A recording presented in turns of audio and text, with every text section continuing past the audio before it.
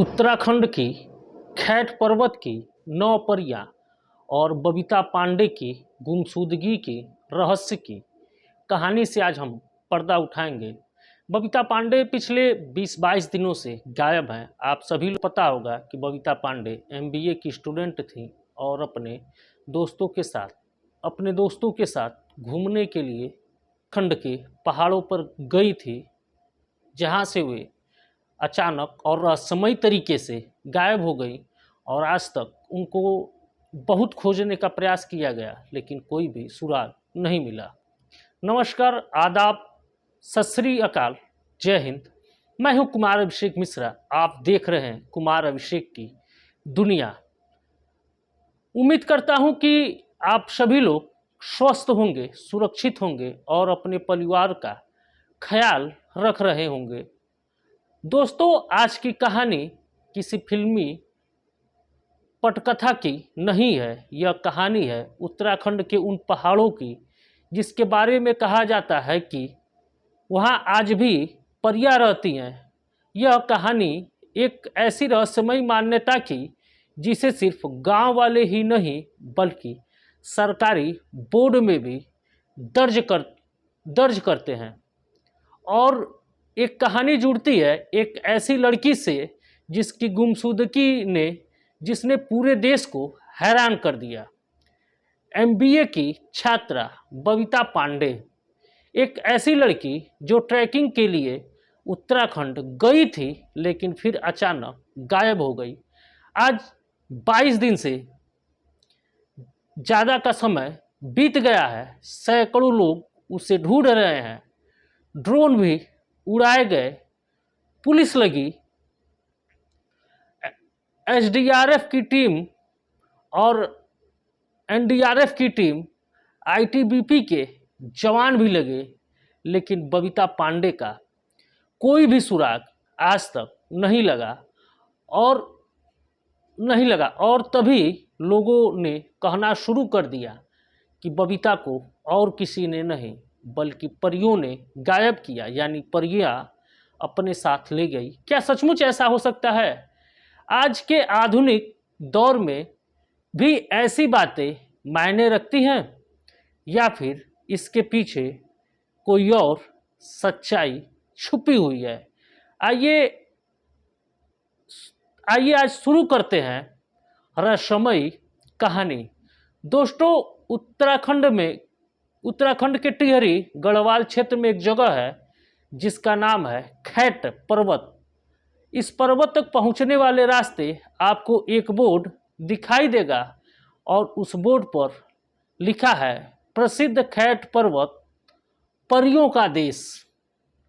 अब आप सोचिए, ये कोई सोशल मीडिया का पोस्ट नहीं है, यह कोई अफवाह नहीं है, यह बाकायदा एक सरकारी बोर्ड है जिस पर लिखा है ये परियों का देश है। यानी वर्षों से इस क्षेत्र को मान्यता मौजूद है कि खैट पर्वत पर परियों का निवास है। सवाल यह है कि आखिर ये कहानी शुरू कहाँ से हुई? लोक कथाओं के अनुसार कई सौ साल पहले यहाँ पर एक राजा हुआ करते थे जिनका नाम आशा रावत था। उनकी 9 बेटियां थी।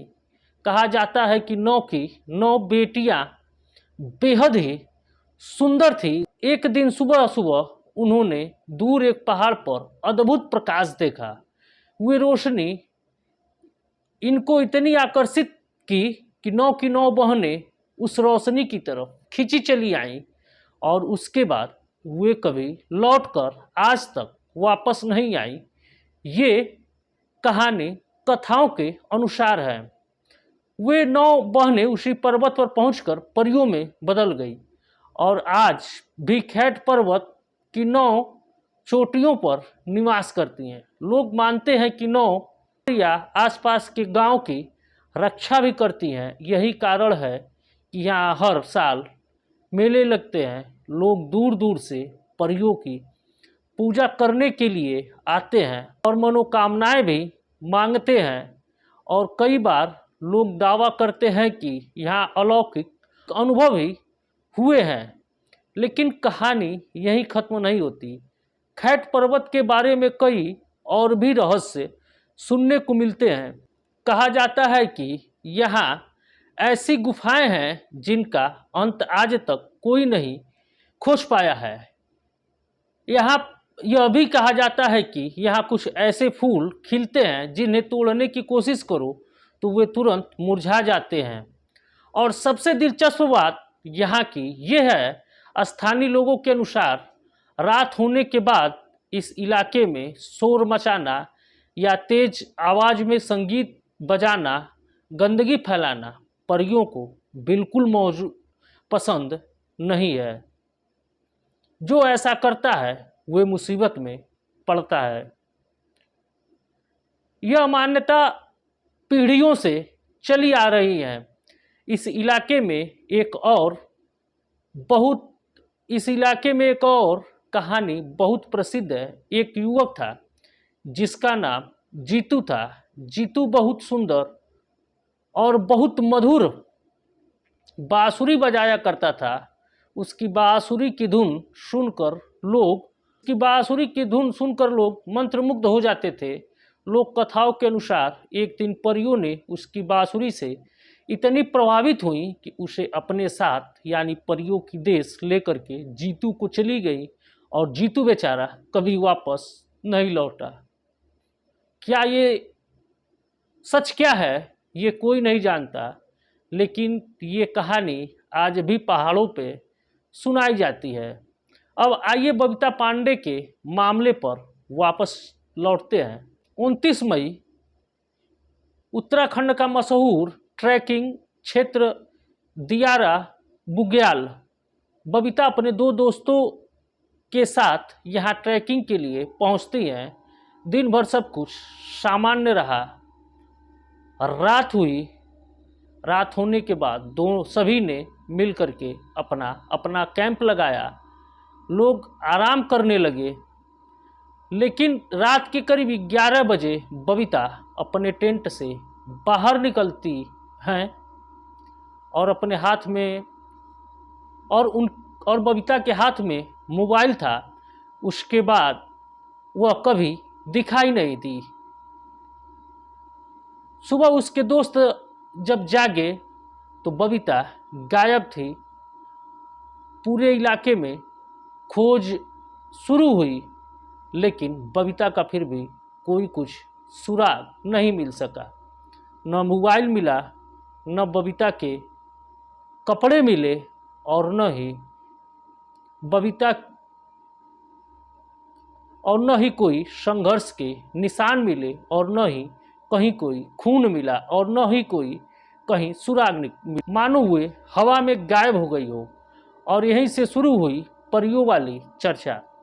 स्थानीय लोगों का कहना है कि जिस रात बबीता गायब हुई वह देर रात तक मोबाइल पर गाने सुन रही थी। कुछ लोगों का दावा है कि संगीत की आवाज़ काफ़ी तेज थी और लोक मान्यताओं के अनुसार उन नियमों के खिलाफ था जिन्हें परियां पसंद नहीं करती थी। फिर किसी ने कहा शायद परियां नाराज हो गई और फिर यह अफवाहें पूरी इलाके में फैल गई।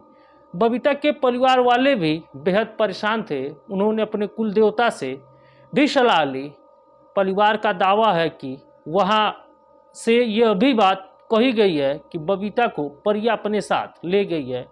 यह विश्वास का विषय हो सकता है, लेकिन जब कोई अपना अचानक गायब हो जाए तो इंसान हर संभव उम्मीद ढूंढने में लगाता है। दूसरी तरफ पुलिस लगातार जांच कर रही है। पुलिस अधिकारियों का साफ कहना है कि कानून जांच और तथ्यों के आधार पर चलता है। परियों जैसे बातों को कानून में कोई स्थान नहीं है, लेकिन पुलिस के सामने भी बड़ी चुनौती है। इतना बड़ा सर्च ऑपरेशन, फिर भी कोई सबूत हाथ नहीं लगे। ड्रोन उड़ाए गए, जंगल खंगाले गए, पहाड़ों की तलाशी ली गई, गहरी खाइयों तक को देखा गया। स्थानीय चरवाहे जो थे उनकी भी मदद ली गई, फिर भी कुछ सुराग नहीं मिला। अब सवाल उठता है कि अगर बबीता का अपहरण हुआ तो फिरौती की रकम अब तक क्यों नहीं मांगी गई? अगर किसी जंगली जानवर ने बबीता के ऊपर हमला किया तो कोई निशान क्यों नहीं मिला? अगर वो खुद कहीं चली गई तो कोई सीसीटीवी फुटेज क्यों नहीं मिला? हर सवाल का जवाब अब अधूरा है। अब वही सवाल, हर सवाल का जवाब अधूरा है।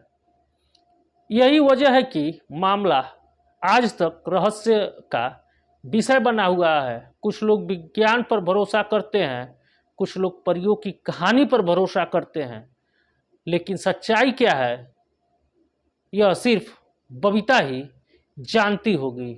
दोस्तों, उत्तराखंड की संस्कृति और लोक कथाएं बेहद ही समृद्ध है। खैट पर्वत पर 9 परियों की कहानी सदियों पुरानी है। हो सकता है यह सिर्फ एक लोक कथा हो सकता है इसके पीछे कोई ऐतिहासिक घटना रही हो, और यह भी संभव है कि लोगों की आस्था ने इसे पीढ़ी दर पीढ़ी जीवित रखा हो। लेकिन एक बात तय है कि इन कहानियों ने उत्तराखंड की पहचान को और भी रहस्यमयी बना दिया। कहानी ने उत्तराखंड की पहचान को और रहस्यमयी बना दिया है।